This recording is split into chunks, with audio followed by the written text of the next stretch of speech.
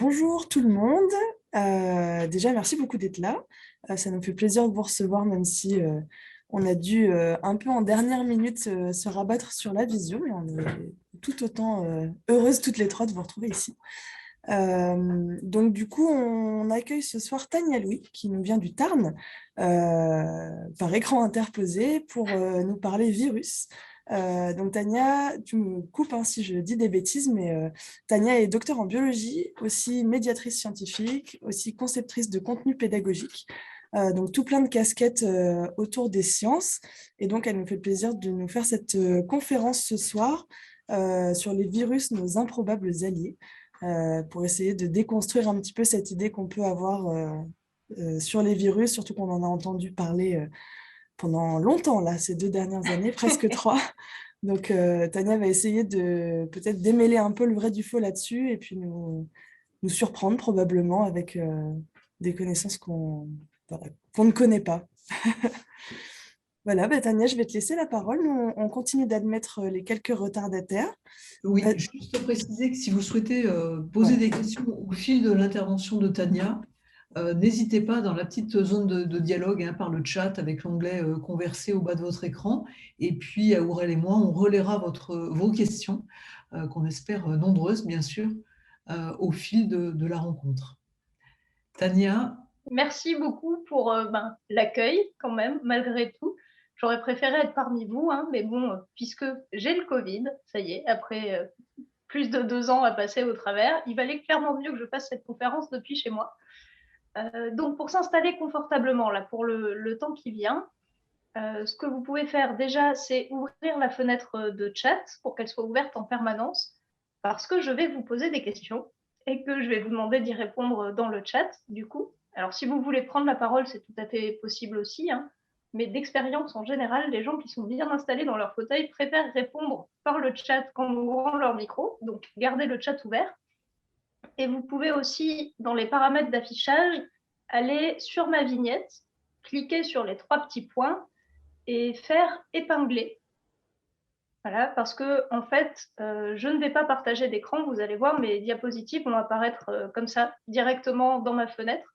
Donc, si vous épinglez ma fenêtre, ça vous permettra d'avoir à la fois mon visage et les diapositives en grand à l'écran pendant toute la conférence, sans avoir à jongler entre différents affichages. Donc là, si vous m'avez en grand d'un côté et que vous avez votre chat de l'autre, ben, on est parti, on est bien installé pour toute l'heure et demie qu'on va passer ensemble. Et bon, bah, cette heure et demie va être un peu à l'image des 2 années qui viennent de s'écouler. C'est-à-dire que moi, en fait, début 2020, je me suis retrouvée à écrire un livre qui s'appelle La folle histoire des virus, qui était prévu depuis déjà 2019, voire 2018, et dont le message principal était « Les virus ne sont pas que des petites choses qui nous rendent malades ». Bon, bah, il se trouve que j'ai écrit ce livre pendant le premier confinement, qu'il est sorti la veille de la mise en place du deuxième confinement, et que maintenant, pour la première fois, je donne une conférence décalée en visio parce que j'ai le virus en question. Donc c'est un peu paradoxal, mais je n'ai pas changé d'avis entre-temps. Je maintiens que les virus ne sont pas que des petites choses qui nous rendent malades. Et du coup, pour l'heure et demie qui nous occupe, on va essayer d'oublier un petit peu le Covid et se concentrer sur les virus de façon beaucoup plus large et, je l'espère, beaucoup plus positive. Vous me direz à la fin de la conférence si j'ai réussi à vous convaincre ou pas. Et donc, on va faire une conférence en 2 parties, en fait. La première va être vraiment consacrée à la notion de virus, pour essayer de comprendre comment elle s'est construite et où on en est aujourd'hui de sa compréhension. Et la deuxième partie va être consacrée à des exemples concrets d'apports positifs qu'on doit directement au virus. Et je vous ai dit que j'allais vous poser des questions, donc on va commencer tout de suite avec la première. Qu'est-ce qu'un virus? Parce que si on doit en parler pendant 1 heure et demie, il va quand même falloir qu'on se mette un petit peu d'accord. Et donc là, c'est le premier moment où je vous invite à vous exprimer dans le chat pour me dire qu'est-ce que ça vous inspire, la notion de virus? Pas forcément une définition très construite, mais c'est quoi les idées qui vous viennent à l'esprit quand vous entendez le mot virus? Programme informatique malveillant, effectivement. Ça faisait longtemps qu'on ne m'avait pas parlé de l'informatique. Merci, ça me fait un peu plaisir quand même.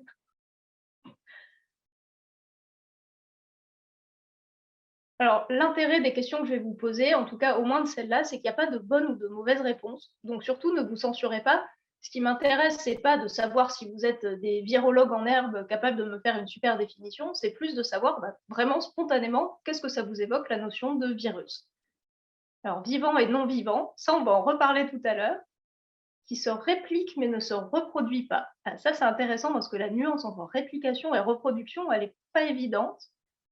L'idée de maladie, de support génétique, de molécules, de micro-organismes. Donc dans micro-organismes, il y a eu microbes aussi, contagion. Ok. Bon bah voilà, vous avez mis un tout petit peu de temps à répondre, mais vous êtes très fort, hein, il n'y a pas de problème habituellement. Voilà, ça c'est les points qui reviennent quand je demande aux gens, pour vous, c'est quoi un virus? La première notion, c'est la notion de parasitisme, d'utiliser un organisme pour se multiplier. Accessoirement, c'est un peu ce qui nous rend malades. Il y a la notion de taille aussi, d'être microscopique. Donc ça, c'est ce qu'on retrouvait dans microbes ou dans micro-organismes que vous m'avez dit. Et il y a la notion que je mets en gris parce qu'elle ne sort pas tout le temps, mais vous l'aviez, d'information génétique. Alors, bizarrement, j'entends plus souvent parler d'information génétique depuis qu'on a beaucoup entendu parler des ARN. Mais effectivement, ça, ce sont les 4 grandes notions qui viennent à l'esprit de la plupart des gens quand je leur demande qu'est-ce que c'est un virus. Bon, vous allez voir que, en fait, les virologues ne sont pas d'accord entre eux sur la définition de ce qu'est un virus. Donc, vous pouvez considérer que cette définition-là est déjà une définition valide comme une autre. Ce qu'on va faire ensemble maintenant, c'est revenir un peu sur la construction de la vision des virus qu'ont aujourd'hui les scientifiques, en faisant un petit peu d'histoire des sciences, pour revenir en arrière et comprendre comment tout ça s'est construit. Alors, ne paniquez pas, ceci est la diapositive la plus compliquée de toute la conférence. Donc, ça va aller, tout va très bien se passer. Donc, ici, c'est une diapositive pour vous mettre un peu une frise chronologique qui remet en perspective le contexte dans lequel ont été découverts les virus. Donc, c'est ce que vous voyez en rouge. En 1898, c'est la première utilisation du mot virus pour désigner quelque chose qui était vraiment un virus. Donc, la première fois qu'on a utilisé le mot virus pour désigner un virus, c'était en 1898. Mais en fait, le mot virus, il était déjà très utilisé avant. Le mot virus, ça vient du latin qui veut dire poison, et ça a été utilisé pendant des siècles de façon non spécifique pour désigner tous les trucs qui provoquaient des maladies et qui pouvaient être un peu toxiques. Donc Pasteur, par exemple, quand il étudiait la rage, utilisait le mot virus pour désigner la rage, mais pas du tout au sens où on l'entend aujourd'hui. Parce qu'en fait, à l'époque où Pasteur travaillait sur le virus de la rage, on était en 1885, c'est la première tentative de vaccination contre la rage par Pasteur. Et donc ça, c'est quasiment plus de 5 ans, plus de 10 ans même avant la première utilisation du mot virus pour désigner un virus. L'autre chose qu'on peut voir sur la date de 1898, c'est qu'en fait, la virologie, c'est quelque chose de très récent. Si vous comparez avec des sciences comme la physique ou même l'astrophysique, qui ont démarré il y a des siècles, voire des millénaires, la virologie, ça a péniblement 120 ans. C'est quand même une discipline qui n'est pas très ancienne, mais en fait, c'est parce que la biologie, telle qu'on la pratique aujourd'hui, est elle-même une discipline assez récente. La microbiologie, les premiers travaux de Pasteur, ça date seulement des années 1860. C'est dans les années 1860 qu'on a montré que les micro-organismes n'apparaissaient pas par génération spontanée. Ça, pareil, c'est pas très vieux. Et même le fait que les organismes vivants sont constitués de cellules, c'est quelque chose qui date de 1839. Ça fait même pas 200 ans qu'on sait que les organismes vivants sont tous composés de cellules. Et pourtant, on avait des microscopes depuis un moment. Les premiers microscopes, ça date de à peu près, on n'est pas à l'année près, là pour le coup, mais des années 1660. Ça fait des centaines d'années qu'on a des microscopes qui n'étaient pas hyper performants. En gros, c'est des microscopes, le tout premier a été mis au point par un drapier qui s'appelait Anthony von Leeuwenhoek, et ça lui servait en fait à compter les fibres de tissu dans les tissus qu'il utilisait pour faire ses draps. Et évidemment, comme n'importe quelle personne à qui vous donnez un microscope, il a regardé plein de trucs avec, et il y a eu les premières descriptions de micro-organismes, mais voilà, à la base, c'était un outil pour surveiller la qualité des tissus, les premiers microscopes. Et même, vous parliez d'information génétique tout à l'heure, les premiers travaux de génétique, ils datent des années 1860, donc à peu près en même temps que les travaux de Pasteur. Mais en fait, ces travaux qui ont été menés sur des petits pois sont restés dans un tiroir pendant des décennies. Ils ont été ressortis qu'au tout début du XXe siècle. Les premiers travaux de génétique sont arrivés quasiment, les premiers travaux de génétique vraiment poussés, faits par quelqu'un d'autre que juste un seul chercheur dans son coin, ont été faits quasiment 50 ans après ce premier travail préliminaire. Donc, quand on apprend que la date des premiers travaux de génétique, c'est 1865, c'est un peu trompeur. Ils ont été vraiment ressortis qu'au début du XXe siècle. Et vous parliez d'information génétique tout à l'heure. Si on revient à l'identification des molécules qui portent l'information génétique, les fameux ADN et ARN, ce qu'on pourrait considérer un peu comme l'aboutissement de la génétique, ça date des années 1950. Donc on a déjà quasiment un siècle entre les premiers travaux de génétique et le moment où on a identifié quelles molécules étaient responsables de tout ça. Et il y a une autre date qui est importante pour bien comprendre le début de la virologie, c'est ce qu'on appelle la culture cellulaire in vitro. C'est ce que vous avez en bas à droite. Concrètement, c'est une photo de boîte en plastique dans laquelle il y a un liquide rose. Mais en fait, ce liquide rose, c'est celui dans lequel on fait pousser des cellules en laboratoire. Ça, c'est un outil qui est hyper important en biologie aujourd'hui, parce que simplement, ça permet d'étudier un virus en utilisant des cellules dans les boîtes au lieu d'utiliser des organismes entiers, ce qui est quand même une sacrée contrainte. Mais ça arrivait que dans les années 1950-1960, donc c'est-à-dire assez tard. Bref, tout ça pour dire que la première fois qu'on a utilisé le mot virus pour désigner ce qu'était un virus, on commençait à peine à comprendre ce qu'était une bactérie et la différence entre les bactéries et les autres cellules. On n'avait pas de microscope permettant de voir les virus. On n'était pas capable de cultiver les cellules en laboratoire et on n'avait aucune notion de génétique. Et avec ça, il y a quand même des gens qui se sont rendus compte qu'il y avait des agents infectieux un peu bizarres qui ne correspondaient pas à ceux qu'on connaissait avant. Et la première personne à avoir travaillé en virologie, c'est ce monsieur qui s'appelle Adolf Meyer, dont les travaux datent de 1886 et qui étudiait une maladie végétale, une maladie qui infectait les plants de tabac et qui faisait apparaître des espèces de taches colorées sur les feuilles des plants de tabac et qu'on a donc appelé de façon très originale la mosaïque du tabac. Vous verrez, c'est un peu une des constantes de cette présentation. Les biologistes sont vraiment très originaux en nomenclature. Voilà. Et en fait, c'était une maladie qui était hyper importante à l'époque parce que déjà dans les années 1880, le tabac était une plante avec un très gros intérêt économique. Et qu'en fait, la mosaïque du tabac, en déformant les feuilles, les rendait inutilisables pour la production de tabac à consommer. Donc évidemment, il y a eu un certain budget qui a été débloqué pour que des chercheurs travaillent sur cette maladie, essayent de comprendre son origine et trouvent des moyens de la guérir. Et donc Adolf Meyer, c'est le premier qui décrit vraiment cette maladie-là et qui passe tout un article scientifique à essayer de comprendre sa cause. Et c'est un article qu'on devrait faire lire à tous les étudiants en biologie parce qu'il prépare très bien à ce qu'est la recherche. C'est tout un article où il décrit les choses qu'il a testées et qui ont échoué les unes après les autres. Alors c'est assez drôle à lire parce qu'il avait pas mal d'humour. D'ailleurs, à un moment de l'article, il dit que la maladie de la mosaïque du tabac altère le goût du tabac européen, si tant est qu'on puisse considérer que le tabac européen a du goût. Voilà, ça vous pose un petit peu le caractère du personnage. Et c'est vraiment un article qui est très intéressant parce qu'il est très méthodique et on voit une certaine persévérance. C'est-à-dire qu'il se rend compte que la maladie est très contagieuse. Ça, c'est le premier point et c'est quelque chose qui va rester et qui va être assez utile au départ pour travailler dessus d'ailleurs.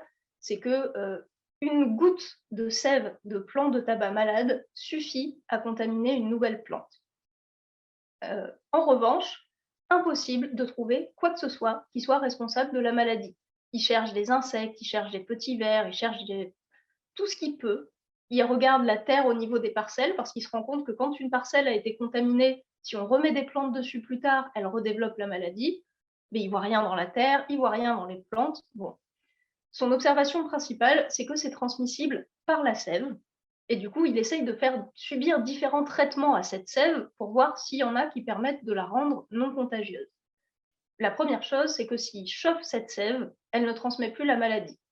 Donc il y a bien un truc dans la sève qui peut être détruit par la chaleur et qui transmet la mosaïque du tabac. La deuxième chose qu'il fait, c'est qu'il filtre avec un filtre grossier pour enlever les impuretés, etc. Et il se rend compte que ça transmet quand même la maladie. Donc, c'est que ce qu'on cherche est quand même assez petit. Et ça l'amène à émettre l'hypothèse que ça pourrait être une maladie causée par une bactérie. Mais très clairement, il n'est pas sûr de son coup.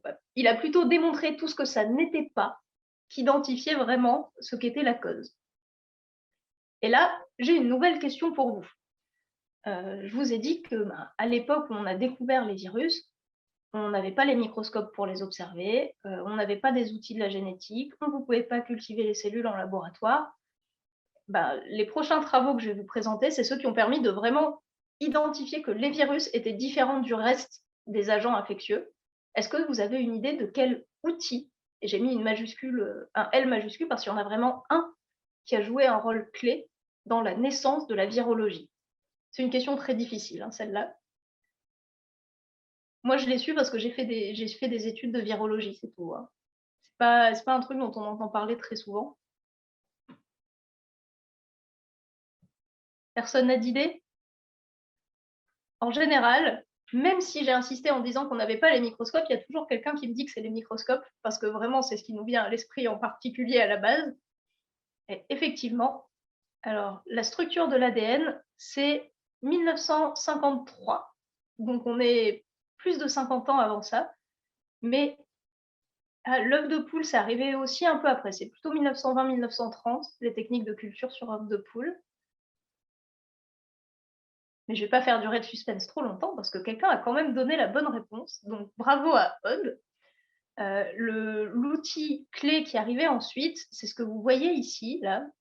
Ça ressemble à un espèce de gros tube en porcelaine blanc. C'est un truc qui fait une trentaine de centimètres de haut, et c'est un filtre. Alors, c'est un filtre un peu particulier qu'on appelle le filtre de Chamberlain. Vous aurez une image en plus grand tout à l'heure, mais c'est pas très impressionnant, hein, c'est juste un gros tube de porcelaine blanche. En fait, le filtre de Chamberlain a été développé, comme son nom l'indique, de façon toujours très originale, par un scientifique qui s'appelait Chamberlain, qui travaillait dans l'équipe de Pasteur en bactériologie.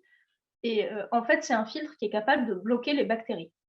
Les pores, les trous dans les filtres de porcelaine sont suffisamment petits pour que les bactéries ne les traversent pas. Et du coup, c'était hyper important pour les bactériologistes parce que ça leur permettait de purifier un échantillon en enlevant les bactéries qu'il y avait à l'intérieur. Bon, du coup, il y a un autre scientifique qui s'est intéressé à la maladie de la mosaïque du tabac, pas très longtemps après Adolf Meyer. Donc Adolf Meyer, c'était 1886, et en 1890 est arrivé Dmitri Ivanovski, qui reprend la suite des travaux qui avaient déjà été faits avant, et qui, lui, fait traverser la sève des plants de tabac malades à un filtre de Chamberlain. Donc, l'échantillon de sève passe dans le filtre enlève les bactéries, et Ivanovski se rend compte que ce qui a traversé le filtre est toujours capable de rendre les plantes malades. Ça, c'est vraiment nouveau. C'est-à-dire que ça ne pouvait pas être une maladie causée par une bactérie, puisque après qu'on a enlevé les bactéries grâce à un filtre suffisamment fin, la maladie était toujours présente. Et en plus de ça, il se rend compte d'un truc très intéressant, c'est que le liquide qui a traversé ce filtre, il peut le garder pendant des mois dans un récipient fermé au laboratoire, il ne se passe rien. Il n'y a pas de moisissure qui se développe à l'intérieur, il n'y a pas de bactéries qui poussent dedans. Donc, c'est pas que c'était une bactérie particulière trop petite pour être retenue par le filtre, c'est que vraiment, c'est quelque chose qui n'est pas de la même nature qu'une bactérie, une moisissure ou quelque chose comme ça. Et même ce jus qui a été conservé pendant des mois sans qu'il ne se passe rien en laboratoire, s'il le met au contact d'un nouveau plant de tabac, transmet la maladie. Donc ça amène Ivanovski à se dire qu'il a affaire à quelque chose qui n'est pas de l'ordre de la bactérie ou de la moisissure, et lui fait l'hypothèse que la mosaïque du tabac serait causée par une toxine. Donc une toxine, c'est une molécule unique qui, quand elle rentre dans un organisme, la rend malade, mais n'a pas forcément besoin pour ça de se multiplier. Et là-dessus arrive un troisième chercheur, dont je vais vous montrer un petit peu la tête, qui s'appelle Martinus Beijerinck. Donc là, on est encore quelques années plus tard, hein, parce qu'on est en 1898. Donc on est 12 ans après les tout premiers travaux. Et Martinus Beijerinck ne connaissait pas les recherches d'Ivanovski, parce qu'à l'époque, il n'y avait pas Internet. Hein, donc pour se renseigner sur les travaux de recherche faits par les autres chercheurs, ça pouvait mettre un peu de temps.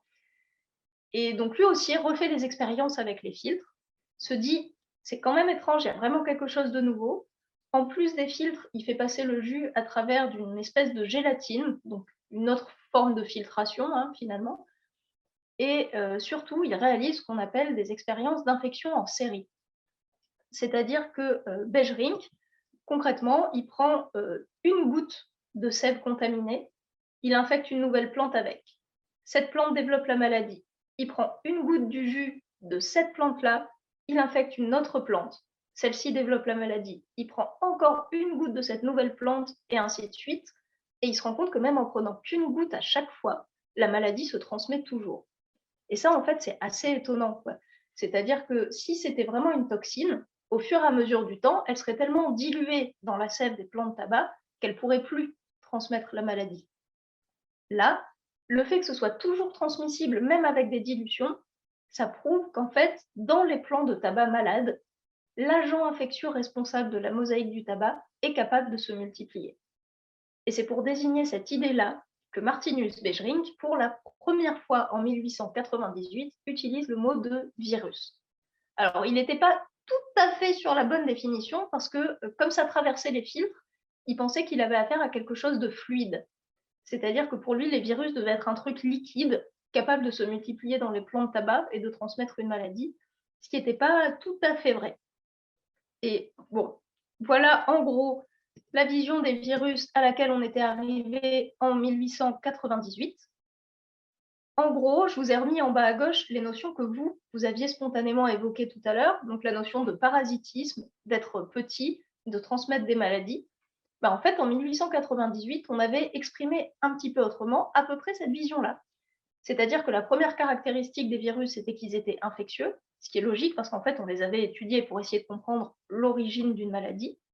On savait qu'ils étaient sensibles aux fortes températures, incapables de proliférer seuls, puisqu'on pouvait les abandonner pendant des mois en laboratoire et il ne se passait rien, mais capables de proliférer dans un organisme, ce qui est juste une façon compliquée de dire que ce sont des parasites, et qu'ils étaient très petits. En plus des 3 chercheurs dont j'ai parlé tout à l'heure, il y en a 2 autres que vous avez en photo ici. Alors, Loeffler et Frosch, et je m'excuse si je prononce mal ces noms, parce que déjà, quand je ne suis pas enrhumée, je ne sais pas prononcer l'allemand, mais là, en plus, j'ai un handicap, qui, en fait, avait, en 1898, travaillé sur un autre virus, le virus de la fièvre afteuse, qui infecte des bovins, et eux avaient utilisé un autre type de filtre, des filtres de Kitasato, du nom de leur créateur, une fois de plus, qui était un autre bactériologiste, mais qui travaillait, lui, dans l'équipe de Corps en Allemagne, donc dans l'équipe concurrente de celle de Pasteur, où avaient été développés les filtres de Chamberlain. Donc, en fait, les 2 grandes équipes de la bactériologie ont donné lieu aux 2 types de filtres qui ont permis le lancement de la virologie quelques années ensuite. Et en fait, en filtrant dans les filtres de Kitasato, eux ont réussi à bloquer le virus de la fièvre afteuse. Parce que c'était un filtre qui avait des pores encore plus resserrés que les filtres de Chamberlain. Et ça a permis de montrer que non, les virus ne sont pas liquides. Ils sont vraiment très petits, mais ils sont solides quand même et on peut les bloquer. Et en fait, quand on regarde ces éléments de définition, on se rend compte qu'on a beaucoup de critères négatifs. C'est des choses qu'on n'est pas capable de cultiver en laboratoire, qu'on n'est pas capable de purifier efficacement, qu'on n'est pas capable de voir au microscope. Mais bon, on s'était déjà rendu compte à l'époque que c'était des agents infectieux différents de ceux qu'on connaissait avant. Et là, on arrive à ce qui est pour moi la règle fondamentale de la virologie, c'est que les virus, plus on en cherche, plus on en trouve. C'est-à-dire qu'on est quand même dans un contexte avec des contraintes expérimentales énormes. Pour étudier les virus de la mosaïque du tabac, il fallait des serres entières avec des dizaines et des centaines de plants de tabac. Pour étudier le virus de la fièvre afteuse, il fallait des élevages de bovins pour faire les expériences, parce qu'on ne pouvait pas les faire proliférer en laboratoire, ces virus, vu qu'on n'avait pas de culture de cellules en laboratoire. Pour étudier un virus du tabac, il fallait infecter des plants de tabac. Pour étudier un virus des bovins, il fallait infecter des bovins. Et accessoirement, pour étudier des virus des humains, il fallait infecter des humains. Ce qui fait que les recherches sur les virus humains n'ont pas démarré tout de suite. En fait, il y en a eu au tout début du XXe siècle. En 1900-1901, il y a eu les premiers travaux sur la fièvre jaune qui ont permis de montrer que c'était un virus transmis par les moustiques, mais qui se sont arrêtés très vite parce que, fatalement, il y a eu des morts et que, sur le plan éthique, ça posait déjà un petit peu problème d'infecter des gens avec des virus pour étudier les virus en question. Donc, les recherches sur les virus humains ont repris plus tard. Mais il n'empêche que malgré toutes ces contraintes-là, on est passé de 2 virus connus en 1898, celui de la mosaïque du tabac et celui de la fièvre afteuse, à plus de 60 virus connus en 1927. Donc en seulement 30 ans, avec très peu de moyens, on a découvert plus de 60 virus. Alors il y avait quelques erreurs dans le lot, il y avait des petites bactéries qui avaient été prises pour des virus, mais la majorité des 67 qui ont été décrits une trentaine d'années après le début de la virologie étaient vraiment des virus. Moi, je trouve ça fou, hein. Je trouve que ça montre quand même l'inventivité des chercheurs. Et bon, je ne vais pas vous faire une vision exhaustive de tout le développement de la virologie au XXe siècle, parce que sinon, on va être ensemble pour beaucoup trop longtemps et vous allez en avoir marre. Mais si ça vous intéresse, c'est le chapitre 2 de la folle histoire des virus. Juste rapidement, on est passé en 1886 de la description d'une maladie qui infectait les plants de tabac. À la fin des années 30, on avait réussi à purifier le virus en question parce qu'il se trouve que le virus de la mosaïque du tabac a une forme qui fait qu'il forme spontanément des cristaux de façon assez simple. Ça, c'était vraiment un coup de chance. Mais on avait aussi mis au point les premiers microscopes électroniques qui permettaient de voir des virus. Donc là, ce que vous voyez, ce sont des virus de la mosaïque du tabac. Alors, c'est des images actuelles, hein. Celles des années 1930 étaient beaucoup moins jolies. Mais en gros, ce qui est un peu rigolo, c'est que le virus de la mosaïque du tabac a une forme de cigarette. Ce sont des tout petits cylindres. Et seulement une vingtaine d'années ensuite, dans les années 50, on était arrivé à avoir une précision de structure incroyable. Donc là, ce que vous voyez, je ne sais pas si vous le voyez net ou pas, mais la forme générale n'est pas très compliquée, donc vous devez au moins distinguer le motif. Il y a des petits ronds bleus qui sont en fait les protéines du virus de la mosaïque du tabac. Et ces protéines sont présentes en plein d'exemplaires qui s'assemblent pour former une spirale. Et au sein de cette spirale, on trouve une molécule en rouge qui est le génome du virus, qui en l'occurrence est un génome à ARN. Et ce qu'il faut se dire, c'est que cette structure-là, elle a été établie à la fin des années 50, pas grâce à la microscopie, hein, parce qu'en microscopie, on voyait que c'était des cylindres, mais on ne voyait pas exactement le détail de comment étaient composés les cylindres, mais par une technique indirecte qu'on appelle la diffraction au rayon X, qui consiste à faire des cristaux avec la molécule, la structure qu'on veut étudier, à bombarder ces cristaux de rayons X. Ensuite, les rayons X sont renvoyés dans des directions différentes en fonction de la forme de la molécule qu'on étudie, et ils sont projetés sur des écrans. Et en regardant ces projections, on reconstruit la structure moléculaire qui avait fait diverger les rayons dans toutes les directions. Si ça a l'air compliqué, c'est parce que c'est extrêmement compliqué, hein. C'est un espèce de jeu de miroir dans tous les sens. On bombarde un truc, ça renvoie les rayons dans différentes directions et on reconstitue la forme à partir de ça. Déjà, aujourd'hui, avec des ordinateurs pour faire les calculs, c'est compliqué. À l'époque, les calculs étaient faits à la main. Voilà.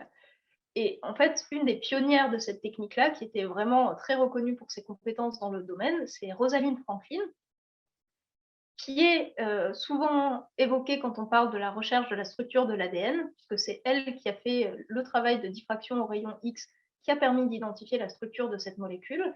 Mais ce qu'on sait moins, c'est qu'après avoir travaillé sur l'ADN, elle a monté une équipe de recherche pour travailler sur la structure des virus. Et que autant son travail sur l'ADN n'avait pas été très reconnu de son vivant, autant elle avait une renommée mondiale pour son travail sur la structure des virus, et notamment du virus de la mosaïque du tabac. Donc cette fameuse structure virale, là, elle a été identifiée dans les années 50 par Rosalind Franklin. Et tout ça nous amène, avec énormément de raccourcis, à la vision actuelle des virus, qui, vous allez le voir, n'est en fait pas très différente de celle des années 1890, puisque aujourd'hui, en cours de virologie, on apprend aux étudiants que les virus sont de petite taille. Ok, ça n'a pas changé depuis le début. Que ce sont des parasites intracellulaires obligatoires. Ça, c'est une façon compliquée de dire qu'ils sont obligés d'infecter des cellules pour réussir à se multiplier. Que ce sont des assemblages moléculaires acellulaires. Ça veut juste dire que les virus eux-mêmes sont des tas de molécules qui ne composent pas des cellules. Ce ne sont pas des cellules, ce sont des assemblages de molécules d'une autre nature. Et le dernier élément, qui est le plus compliqué, mais comme vous m'avez parlé d'informations génétiques au début, j'insiste un peu quand même, c'est que dans un virus, on ne trouve qu'un seul type d'acide nucléique. Ça parlait à personne il y a 3 ans, mais aujourd'hui, vous êtes tous au courant que dans nos cellules, il y a différents types d'acides nucléiques, de la DN et de la RN, qui jouent des rôles très différents. Dans une particule virale, ou bien il y aura de l'ADN, ou bien il y aura de l'ARN, mais pour l'instant, et je dis bien pour l'instant, on n'a pas trouvé de particules virales dans lesquelles il y avait les deux. Voilà. Donc ça, c'est aussi une façon de différencier les virus du reste, parce que toutes les autres entités biologiques qu'on connaît contiennent à la fois de la DN et de la RN pour des fonctions différentes, mais pas les virus. Et il y a un truc qui, du coup, a complètement disparu de la définition des virus, qui est la notion de maladie. Dans la définition des virus qu'on donne aujourd'hui aux étudiants en virologie, la notion de maladie a complètement disparu. On les définit en fonction de leur structure, de leur taille, des molécules qui les composent, de leur mode de reproduction, à savoir le parasitisme, mais pas par rapport au fait qu'ils causent des maladies, parce que, en fait, il y a plein de virus qui n'en provoquent pas. Et on aura l'occasion d'en rediscuter un petit peu. Voilà ce qu'on apprend aux étudiants en virologie. Maintenant, j'aimerais vous expliquer pourquoi je trouve que cette définition n'est pas bien. Désolée, je vous ai dit, on n'a pas de définition qui fasse consensus pour dire ce qu'est un virus. Mais en fait, concrètement, comme je vous le disais, la virologie, c'est une science relativement récente et on fait régulièrement de nouvelles découvertes qui nous amènent à remettre un peu en perspective nos certitudes précédentes. Et un des exemples de ça, c'est justement quelque chose qui concerne la taille des virus. Donc là, vous avez en un peu plus grand le fameux filtre de Chamberlain dont je vous parlais tout à l'heure. Et pour vous donner une idée de l'échelle, tout à l'heure, je vous disais, ce filtre, il bloque les bactéries, mais il laisse passer les virus. La taille moyenne d'une bactérie, c'est 1 micromètre, c'est-à-dire 1 millième de millimètre. La taille qu'on considérait comme maximale des virus, à l'époque, c'était 20% de ça. Donc 0,2 micromètre. Autrement dit, il faut 5 virus pour faire la taille d'une bactérie. Et les virus restent plus petits que même les plus petites bactéries qui font 0,3 micromètre. Bon, sauf qu'en fait, on l'a dit, les filtres ont été pendant des années l'outil de base de la virologie. Donc, depuis les années 1890, quand un virologue veut étudier un échantillon, la première chose qu'il fait pour ne garder que les virus et enlever le reste, c'est filtrer l'échantillon en question. Et c'est ce que j'appelle personnellement l'erreur de la filtration, parce que mécaniquement, si pour identifier les virus, vous enlevez tout ce qui est plus gros qu'une certaine taille, forcément, vous allez trouver que des virus plus petits que la taille en question. Jusqu'à ce qu'un jour arrive ceci. Alors, ça, c'est une histoire que j'aime énormément. Vous en avez peut-être déjà entendu parler. En 1992, dans la ville anglaise de Bradford, il y a une épidémie de pneumonie qui se déclare dans un hôpital. Et du coup, il y a des prélèvements qui sont faits à plein d'endroits dans l'hôpital pour essayer d'identifier l'origine de cette maladie. Et ces prélèvements sont faits par un chercheur qui s'appelle Timothy Robotham. Et dans un des prélèvements, qui a été fait dans une tour de refroidissement, il voit un truc. Et en fait, il fait ses observations avec des microscopes qui ressemblent à ceux que vous allez trouver dans les salles de TP de collège. Et donc, Timothy Robotham fait son prélèvement, il observe dans un microscope du type de ceux que vous avez dans les salles de TP du collège, et il voit un truc qu'il prend pour une bactérie, qu'il appelle Bradford coccus, parce que le prélèvement a été fait dans la ville de Bradford, et il cherche à caractériser cette bactérie avec des outils adaptés à l'étude des bactéries. Il cherche, et il n'arrive à rien. Il ne publie pas de résultats, il range l'échantillon dans un tiroir, et l'histoire aurait pu s'arrêter là. Sauf que un étudiant du laboratoire de Robotham prend cet échantillon et part pour l'étudier dans un autre laboratoire à Marseille, où, encore une fois, ils essayent d'étudier cet échantillon avec des méthodes adaptées à l'étude des bactéries, et ça ne donne rien. Jusqu'à ce que quelqu'un ait l'idée de mettre cet échantillon dans un microscope assez puissant pour voir les virus. Et donc là, en fait, c'est ce que vous voyez sur la gauche de l'écran. Et quand ils aperçoivent ça, ils se rendent compte immédiatement que ça n'a pas du tout une tête de bactérie. Ça a une tête de virus, mais juste de virus beaucoup plus gros. Ils se mettent donc à l'étudier avec des outils adaptés à l'étude des virus. Et en 2003, ils publient un article intitulé un virus géant d'amibes, parce que ce virus infectait des amibes. Donc ne paniquez pas, on va parler de pas mal de virus géants, il n'y en a aucun qui infecte les êtres humains. Ceux-là ne vous feront pas tousser, tout va bien. En revanche, ils infectent des amibes. Et le terme de virus géant est resté. Et ce virus a été baptisé mimivirus. Alors pas parce qu'il était particulièrement esthétique, ça vient de l'anglais mimicking microbe, autrement dit ressemblant à une bactérie. Donc il tire son nom du fait qu'on l'a pris pour une bactérie au départ. Et je ne sais pas si vous arrivez à lire la taille, mais ce virus fait 0,75 micromètres par rapport à une taille supposée maximale des virus de 0,2. Il est quasiment 4 fois plus gros que les plus gros virus qui étaient connus à l'époque. Et je dis à l'époque parce que, évidemment, ça ne s'est pas du tout arrêté là. Hop, je me cache, je vous laisse un peu admirer cette diapositive.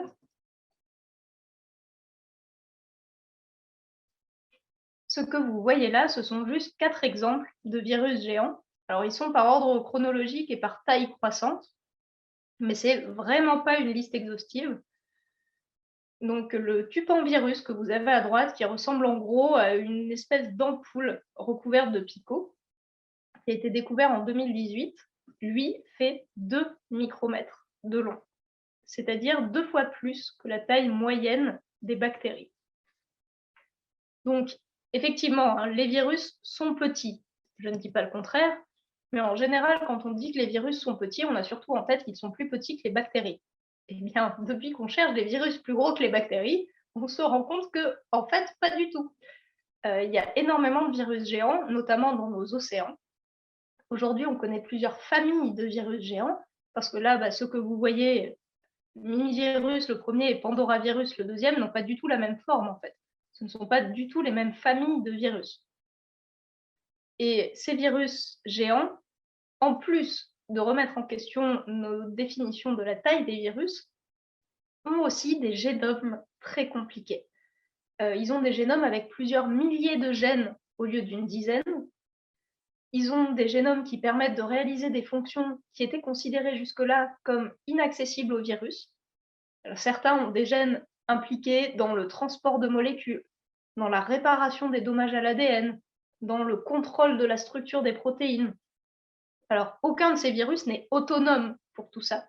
Mais jusqu'à maintenant, on ne connaissait aucun virus capable d'agir sur ce genre de mécanisme de façon directe, et eux ont des gènes qui leur permettent de le faire. En plus de ça, pour certains de ces virus, 90% de leurs gènes ne ressemblent à rien de connu. Donc non seulement ils sont plus gros, ils sont capables de faire des choses dont on ne les pensait pas capables, mais ils ont aussi des gènes dont on n'a pas la moindre idée de ce à quoi ils peuvent bien servir, parce qu'ils ressemblent tellement à rien de ce qu'on connaît qu'on n'a pas le moindre point de comparaison pour imaginer leur fonction. Ça peut paraître fou, hein. Aujourd'hui, en 2022, on découvre régulièrement des gènes sans avoir la moindre idée de ce à quoi ils servent.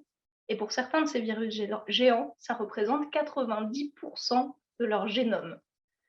Voilà, donc autant vous dire que notre définition des virus n'a pas fini de changer, hein. On en est sans doute encore qu'au tout début. On parle même de matière noire virale pour désigner tout cet ensemble du monde viral qu'on ne connaît pas encore. Bon. Et ça soulève des questions, parce que en fait, ces virus qui ont des génomes plus compliqués sont sans doute moins dépendants des cellules qu'on ne le pensait, même s'ils restent complètement dépendants des cellules. Est-ce qu'il n'existe vraiment aucun virus autonome, ou est-ce que juste on ne les a jamais trouvés pour l'instant? Personne n'en sait rien, hein, concrètement. Ça me paraît peu probable qu'il y ait des virus complètement autonomes, mais dans l'absolu, pourquoi pas? Et ça soulève des questions sur l'origine des virus. Si on considère que les virus dépendent forcément des cellules, ils sont forcément apparus après. Si on considère qu'il y a eu des intermédiaires de virus qui auraient pu être autonomes à la base et sont devenus de plus en plus dépendants ensuite, ça veut dire que peut-être que les virus étaient là avant les cellules. Ça, pareil, on n'en saura jamais rien. On ne pourra pas remonter assez loin dans le temps pour avoir des certitudes, mais ça soulève quand même un certain nombre de questions. Et par ailleurs, il y a une autre découverte que j'aime beaucoup qui a été faite à partir des virus géants. On a découvert des virus capables d'infecter des virus. Voilà, quand on vous dit qu'ils sont partout, ils sont partout et ils s'embêtent même entre eux. Là, ce que vous voyez sur l'image en grand, c'est un mammavirus, donc un virus géant cousin de mini-virus, et en petit, à l'intérieur, des virus qu'on a appelés Spoutnik, qui sont des virus qui infectent non seulement les mêmes amibes que mammavirus, mais qui ne posent aucun problème aux amibes, alors qu'en présence de Spoutnik, les particules virales de mammavirus sont abîmées. Donc c'est vraiment un virus qui parasite un autre virus. Alors dans le monde vivant, c'est ce qu'on appelle l'hyperparasitisme, les parasites de parasites, et c'est quelque chose d'assez courant, hein. Il y a des virus qui infectent des puces qui se nourrissent du sang d'animaux, il y a des moisissures qui poussent sur du gui qui lui-même pousse sur des arbres, sauf qu'en général, quand un organisme est parasité, il est parasité par un organisme vivant. Et là, on a une situation particulière où le parasite et le parasité sont tous les deux des virus. Et ça soulève une question que vous aviez évoquée dès le départ, c'est mais du coup, est-ce que les virus sont vivants? Puisqu'ils peuvent être gros, puisqu'ils peuvent avoir des génomes assez compliqués, et parce que ils peuvent même être infectés par d'autres virus, est-ce qu'il faut qu'on les considère comme vivants ou pas? Je propose de tâter le terrain et de voir ce que vous en pensez. Ludovic demande, il nous faudrait d'abord une définition du vivant. J'ai fait exprès de ne pas encore la donner. Et on a Sarah, je pense, sur Tado qui nous dit non et peut-être que oui. Et Jean-Pierre qui écrit, pas de réponse univoque, ça dépend de ce qu'on appelle vivant. Je crois que tout le sel de cette question, justement, est dans la définition qu'on veut bien donner au vivant. Oui, ce qui est bien, c'est que j'ai commencé par vous dire qu'on n'était pas d'accord sur la définition des virus, donc déjà ça aide. Et effectivement, on n'est pas non plus d'accord sur la définition du vivant. Bon. C'est pour ça que je voulais prendre la température et voir ce que vous en pensiez avant de vous donner mon avis à moi. Eh bien, je vais révéler ce que dit le thermomètre. Hop. C'est serré.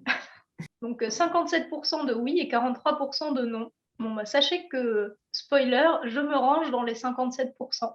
Mais clairement, ça fait effectivement partie des points sur lesquels il n'y a pas de consensus, parce que non seulement on n'a pas de définition de virus qui fait consensus, mais on n'est pas non plus d'accord sur la définition de vivant.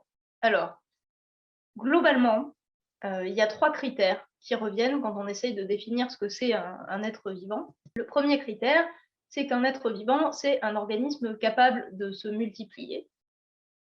Le deuxième, c'est que c'est un organisme capable d'évoluer. Bon, là, maintenant, on est tous au courant que les virus évoluent, hein. Omicron dans ma gorge en est la dernière preuve.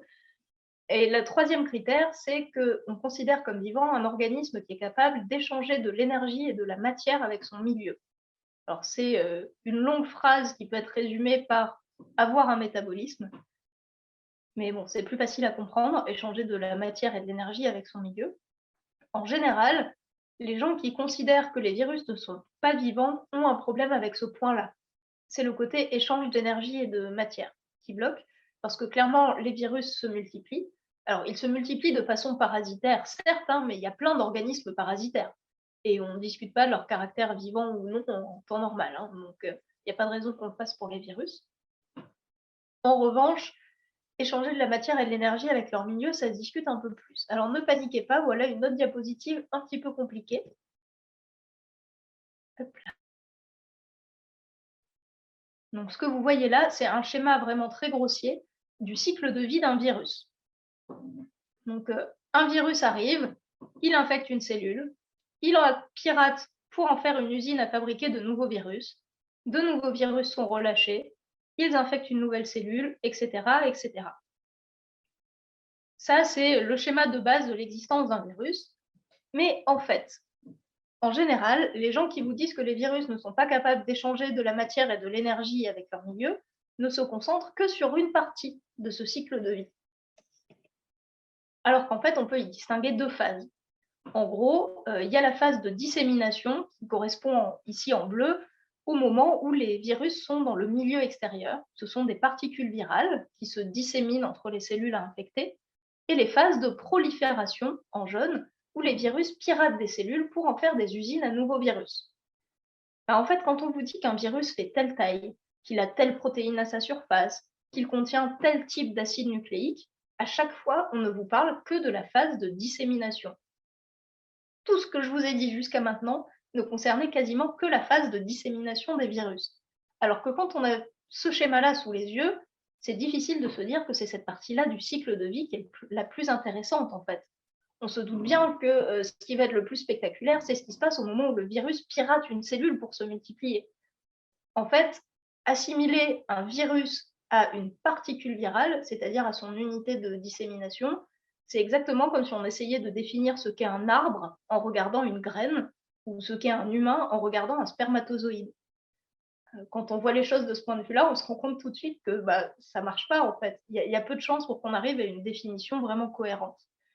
Et donc, si on se base de ce point de vue-là et qu'on décide de définir le virus en utilisant son cycle de vie en entier, c'est-à-dire y compris le moment où il pirate une cellule pour en faire une usine à fabriquer de nouveaux virus, en fait, il remplit tous les critères du vivant, puisque l'entité cellule infectée, que certains chercheurs proposent même de baptiser virocellule pour vraiment marquer la différence, cette entité-là, elle est tout à fait capable d'échanger de l'énergie et de la matière avec son milieu, et donc elle remplit toutes les conditions pour être considérée comme vivante. D'ailleurs, la cellule était considérée comme vivante avant l'infection par le virus, il n'y a pas de raison pour qu'elle ne le soit plus après. Donc voilà, effectivement, hein, c'est un peu un jeu de définition. Ça dépend de ce qu'on choisit de considérer comme un virus et de ce qu'on choisit de considérer comme vivant. C'est pour ça qu'en fait, la réponse à la question « les virus sont-ils vivants » n'est pas hyper intéressante en soi. Ce qui est plus intéressant, c'est de comprendre ce qu'on essaye de mettre derrière. Et en fait, la plupart des virologues ne se posent même pas cette question. Hein. Ce n'est pas du tout un débat qui agite les spécialistes parce que justement, la réponse nous préoccupe assez peu. À mon avis, on se posera vraiment la question le jour où on trouve un virus sur Mars pour savoir s'il faut qu'on titre de la vie sur Mars ou pas. Mais tant que ce ne sera pas arrivé, le débat restera quand même une question assez ouverte. Voilà. Donc on est arrivé à la fin de la première partie, alors un peu plus longuement que ce que j'avais prévu, désolée. C'est pas évident de parler, donc ça complique un petit peu. Mais en résumé, pour les virologues, les virus, ce sont surtout des entités fascinantes et anticonformistes qui nous surprennent encore. Hein. La découverte des virus géants, ça a moins de 20 ans. La découverte des virus de virus, ça a moins de 10 ans. Ce sont des structures qu'on connaît assez mal. Je vous parlais tout à l'heure de matière noire virale. En fait, on a aujourd'hui répertorié seulement 6500 espèces de virus qu'on a vraiment caractérisées. Parmi lesquels il y en a 200 ou 300 qui infectent les humains. Donc clairement, pour les virus, on n'est pas le centre du monde du tout. Mais on estime qu'en fait, des espèces de virus, il y en a des milliards. Donc si on en connaît 6500 sur des milliards, autant dire qu'il nous reste des choses à découvrir. Et même celles qu'on connaît, on ne les connaît pas forcément très bien, puisque comme je vous disais tout à l'heure, pour les virus géants, il y en a donc 90% du génome ne ressemble à rien de connu, ce qui est énorme. Et pourtant, on sait que ce sont des entités importantes sur notre planète. Alors, importantes en termes de quantité, mais pas que. Donc, en termes de quantité, en gros, dites-vous que si on devait écrire le nombre de virus qu'il y a sur notre planète, ce serait un 1 suivi de 31 zéros. Je ne sais même pas comment ça se prononce, mais en gros, ça revient à 100 millions de virus pour chaque grain de sable sur notre planète. Voilà, ça c'est pour la quantité. À chaque fois que vous voyez un grain de sable ou une plage, dites-vous qu'il faut faire fois 100 millions pour avoir le nombre de virus sur la planète. Mais ce n'est pas juste une question de quantité. En termes de rôle dans les écosystèmes, les virus jouent aussi des rôles très importants. Alors, il y en a dans nos intestins, qui régulent les populations de bactéries de nos intestins, mais les virus géants dont je vous parlais tout à l'heure, il y en a aussi énormément dans les océans. Et on sait que les virus des océans tue quasiment la moitié des bactéries océaniques tous les jours. C'est énorme, hein, parce qu'une bactérie océanique qui meurt, ou bien elle est mangée par d'autres organismes qui eux-mêmes vont finir par mourir, ou bien elle tombe directement au fond de l'océan. Et un être vivant qui tombe au fond de l'océan à sa mort, c'est un être vivant qui piège du carbone. Donc le fait que les virus tuent la moitié des bactéries océaniques tous les jours, ça joue vraisemblablement un rôle considérable dans le cycle du carbone, qui aujourd'hui n'est pas encore bien compris. Donc voilà, quand je dis qu'ils sont importants, ce n'est pas juste parce qu'ils sont nombreux, ils jouent aussi des rôles dans des grands cycles biogéochimiques de notre planète qu'on ne comprend pas encore très bien. Et par ailleurs, les virus se ressemblent peu, c'est-à-dire qu'on n'en connaît pas beaucoup, mais le peu qu'on connaît est suffisamment différent les uns des autres pour qu'on puisse extrapoler la diversité du reste. Donc, vous le savez sans doute, tous les êtres vivants de notre planète sont considérés comme ayant un ancêtre commun. On peut tracer un arbre évolutif du vivant qui revient à une seule origine, un seul tronc. Pour les virus, on ne peut pas faire ça, parce qu'en fait, ils sont tellement différents les uns des autres qu'on n'a même pas de point de comparaison pour tracer des parentés entre eux. Et d'ailleurs, rien ne dit qu'ils ont tous la même origine. Voilà. Et juste morphologiquement, très rapidement, là, vous avez quelques exemples de virus différents à l'écran. Alors, la mosaïque du tabac, un corona. En bas à gauche, c'est un virus de bactéries. J'aime beaucoup la tête des virus de bactéries. En bas à droite, cette espèce de forme de balle de fusil, c'est la rage. Voilà, c'est juste pour vous montrer que même sur le plan morphologique, vraiment, il y a des énormes différences. Donc voilà, pour vous montrer l'immense diversité du monde viral. Et voilà. Et tous ces virus, en plus d'être fascinants pour les virologues, ne sont pas forcément nos ennemis. Mais pourquoi je dis ça? Parce que déjà, tous les virus ne causent pas de maladie. C'est la première chose qui me sautait aux yeux quand on comparait la définition des virus au moment de leur découverte et aujourd'hui. C'est qu'en fait, on a plein d'exemples de virus qui provoquent des maladies, parce que la raison pour laquelle on a étudié les virus à la base, c'est qu'on essayait de comprendre des maladies. Et de fait, les virus qu'on connaît, ce sont surtout des virus qui infectent des organismes qui nous intéressent. Alors, les virus humains, les virus des plantes qu'on cultive, les virus des animaux qu'on élève ou de nos animaux domestiques. Mais si on regarde les virus de chauve-souris, par exemple, les chauves-souris peuvent être infectés par des virus de type Ebola sans avoir de symptômes. Ça ne leur pose aucun problème. Idem pour les coronavirus, d'ailleurs. Nous-mêmes, j'ai une mauvaise nouvelle à vous annoncer, mais vous êtes tous infectés par des virus, toutes et toutes, et vraisemblablement par un voire deux virus de type herpès, qu'on attrape dans notre enfance à l'âge où on met des objets aléatoires dans nos bouches, parce que ça se transmet par la salive. Et globalement, ces virus herpès ne vous posent aucun problème. Éventuellement, ils vont vous faire des boutons de fièvre quand vous êtes un peu fatigué et que votre système immunitaire perd un peu en efficacité et que le virus arrive à reprendre le dessus.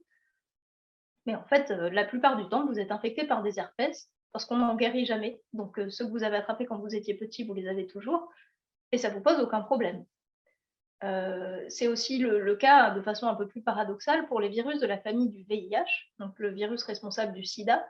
En fait, il y a des équivalents chez les singes, les virus de l'immunodéficience simien, VIS, et en fait, chaque espèce de singe quasiment a le sien, qui ne le rend pas malade les singes de l'espèce en question, mais qui va rendre malade les singes des autres espèces. Donc voilà, il y a plein d'exemples comme ça de virus qui ne provoquent pas de maladie.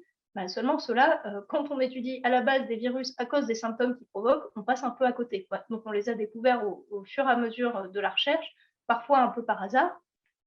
Souvent, dans le cas des virus simiens ou des virus portés par les chauves-souris, parce que quand ils arrivent jusqu'à l'espèce humaine, à nous, ils nous posent problème. Donc voilà, la notion de maladie commence à être un peu plus éloignée de celle de virus. Mais au-delà de ça, et du coup là je vais aller très vite sur la deuxième partie, pour vous laisser du temps pour poser des questions quand même, les virus peuvent aussi nous servir de façon très directe. Et en fait, ils nous ont déjà servi. Et pour ça, je vais vous parler de deux exemples. Alors, le premier est un peu contre-intuitif parce que justement, il revient au virus de la famille du VIH. Donc, on appelle les rétrovirus. Là, vous en avez un à l'écran, un en peluche, un en vraie microscopie et un schéma. En gros, ce sont des virus avec leur génome en bleu à l'intérieur, plein de coques de protéines autour pour le protéger, qui sont ce qui est visible ici en vert et en marron. Et autour, une couche de gras qu'on appelle l'enveloppe. Donc, ce sont des virus enveloppés, comme les coronavirus. Et je vous disais qu'on est très originaux en nomenclature. Dans cette enveloppe se trouve une protéine qu'on a baptisée la protéine d'enveloppe. Voilà. Donc, il n'y a qu'un seul mot à retenir. Ce qui est à la surface du virus, c'est l'enveloppe, une couche de gras dans laquelle il y a des protéines. Et en fait, en termes de fonction, cette protéine d'enveloppe, c'est un peu le même rôle que la protéine spike des coronavirus. C'est celle qui va lui permettre de rentrer dans les cellules que le virus infecte, et c'est celle qui est accessible au système immunitaire, de façon générale. Bon, en fait, les rétrovirus ont une particularité. Ne paniquez pas, ce qui nous intéresse là, ce n'est pas l'entièreté de leur cycle de vie, c'est juste un tout petit bout en bas à gauche. En fait, les rétrovirus sont une famille de virus qui est capable d'insérer son génome dans le génome des cellules qu'ils infectent. Et ça, c'est vraiment une spécificité des rétrovirus. Tous les virus ne le font pas. C'est même plus ou moins de là qu'ils tirent leur nom. Donc, ils sont capables d'insérer leur génome dans celui des cellules qu'ils infectent. Sauf que ça, quand ça se passe dans une cellule qui va donner lieu à des gamètes des ovules ou des spermatozoïdes par exemple, ça fait que ce génome viral va être transmis à la génération suivante. C'est très rare, parce que déjà, tous les rétrovirus n'infectent pas des cellules qui vont donner des gamètes. Le VIH, par exemple, il infecte les cellules qui circulent dans notre sang. Il n'y a aucune chance qu'il passe à la génération suivante. Mais bon, il y a une certaine diversité chez les rétrovirus. Et comme on évolue avec ces virus depuis très très longtemps, c'est quand même arrivé un certain nombre de fois. Et ça m'amène à ma deuxième question. À votre avis, dans notre génome à nous, quelle proportion d'anciens rétrovirus est-ce qu'on retrouve? Quelle proportion de notre génome vient de ces rétrovirus qui se sont insérés comme ça, par hasard, dans une cellule qui a permis la transmission de leur génome à notre descendance? Je vous laisse un peu de temps pour réfléchir.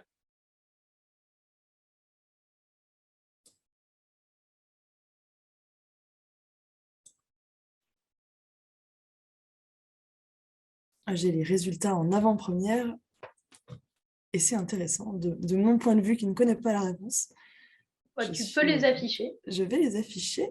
Hop, on a 19 réponses. Ah, vous êtes fort.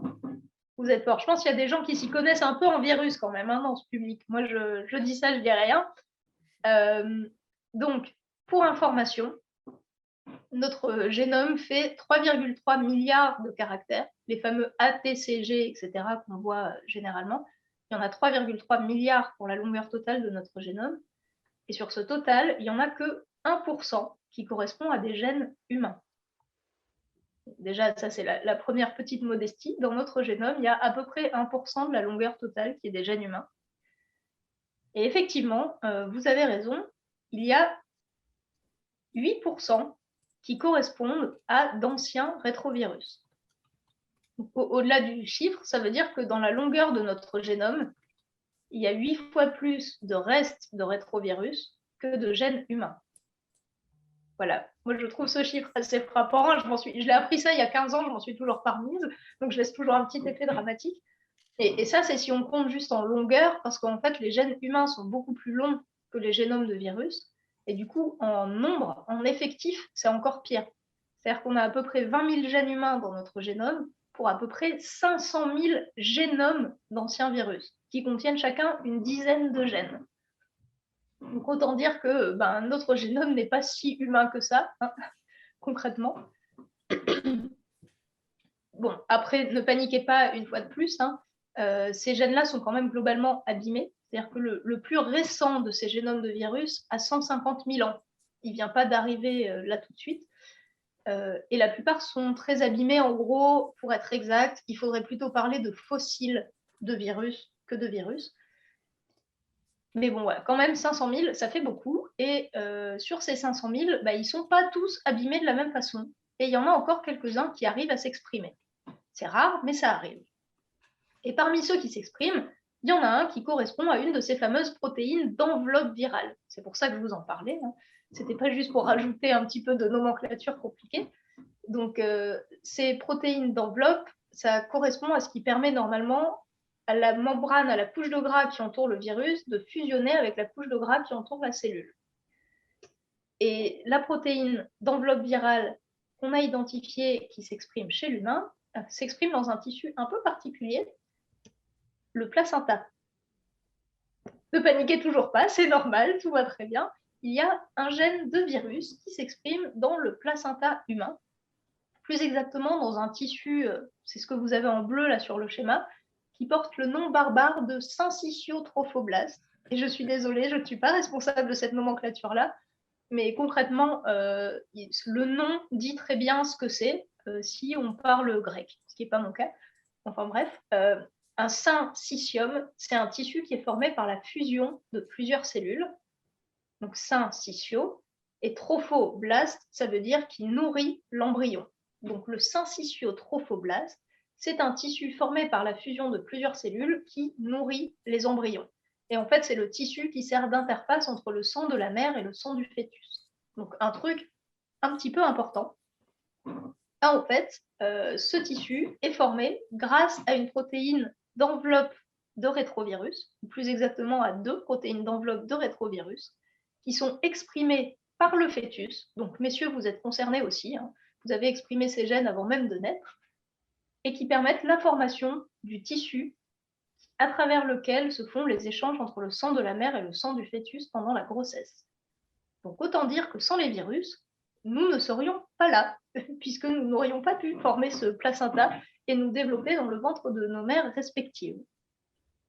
Et évidemment, ça n'est pas du tout une spécificité humaine. Donc ces protéines virales impliquées dans la formation du placenta ont été baptisées des syncytines, parce qu'elles permettent de former des syncytiums. Je vous ai dit qu'on était très très bon en nomenclature. Il y a un mot compliqué, mais une fois que vous avez retenu ce mot compliqué, il y en a 5 qui en découlent. On optimise un petit peu la mémorisation. Et en fait, ces protéines de syncytine, évidemment, les chercheurs sont allés regarder s'ils en trouvaient chez d'autres animaux qui avaient des placentas. Et en fait, concrètement, à chaque fois qu'ils en ont cherché, ils en ont trouvé. Ça, c'est un arbre de l'évolution du vivant où en rouge, vous avez les mammifères en haut. Et à chaque fois qu'il y a un truc écrit en violet, c'est qu'on a trouvé des syncytines chez ces organismes.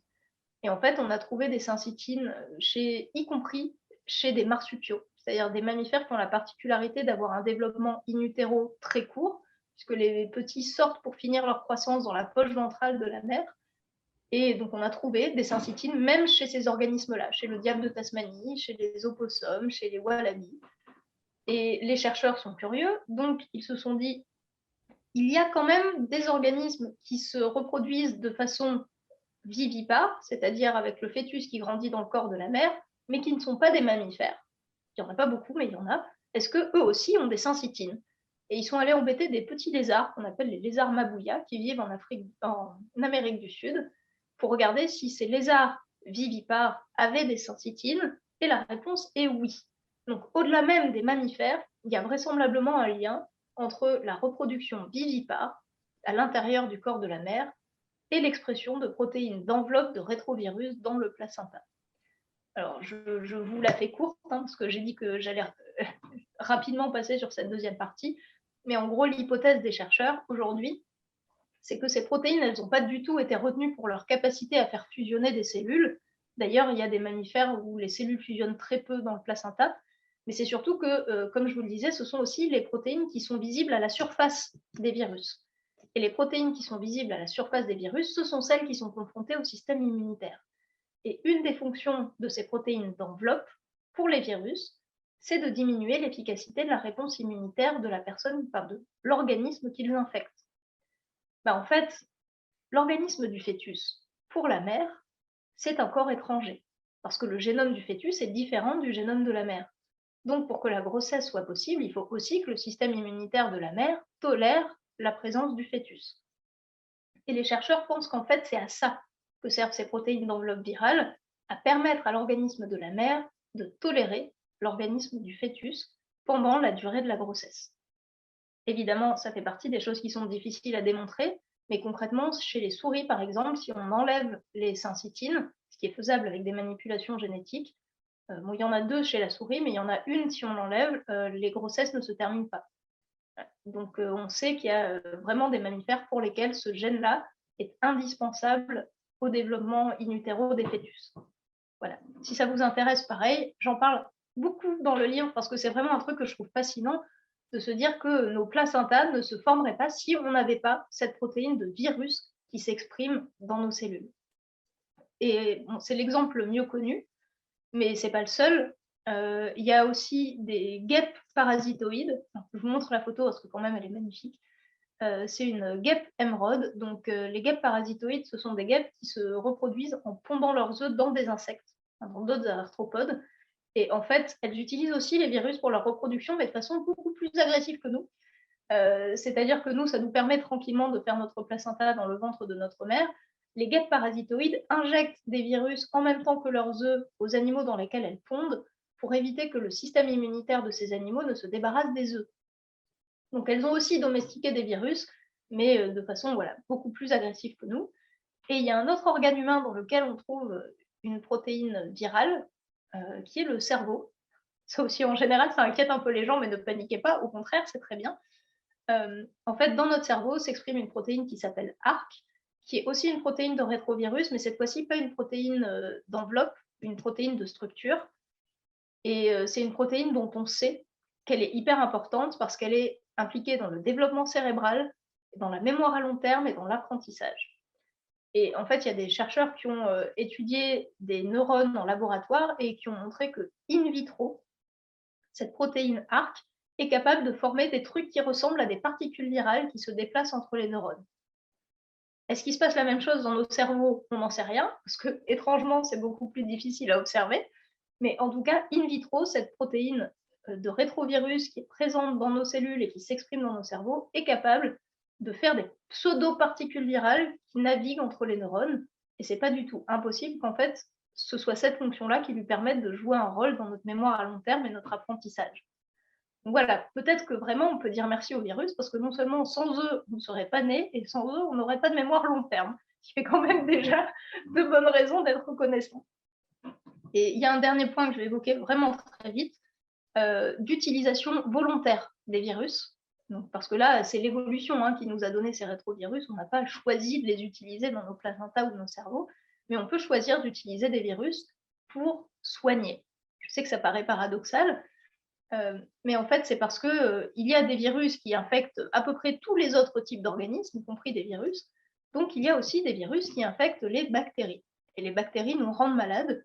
Donc là, ce que vous voyez à gauche, ce sont des bactériophages, des virus capables d'infecter une bactérie. La grosse masse ici, juste à côté sur la droite de l'image, c'est une bactérie. Ça vous donne une idée de l'échelle. Et ces virus ont été décrits notamment en 1917 par un chercheur qui s'appelait Félix Derel, qui les a observés en fait pendant la Première Guerre mondiale, pendant une épidémie de dysenterie, une infection bactérienne, et qui a tout de suite eu l'idée d'utiliser ces virus qui infectent et détruisent des bactéries pour guérir les maladies causées par ces bactéries. C'est ce qu'il a appelé la phagothérapie. Et en fait, dans les années 1920-1930, c'était la seule façon qu'on avait de lutter contre les infections bactériennes. Alors, ça ne marchait pas hyper bien, parce que 1920-1930, on n'était pas très bon en virologie, et même en bactériologie à l'époque. Enfin, il y a énormément de gens dans ces années-là qui ont été soignés grâce à des virus capables de détruire les bactéries. Puis la phagothérapie était un peu oubliée parce que quelques années plus tard, en 1929, on a découvert la pénicilline. Alexander Fleming, pour être plus exact, a découvert la pénicilline, qui était le premier antibiotique. Et dans les années 40, les antibiotiques se sont beaucoup développés, notamment dans tout le bloc de l'Ouest, parce que c'est une découverte qui a été faite en Angleterre, et la recherche au départ a surtout été faite en Angleterre et aux États-Unis.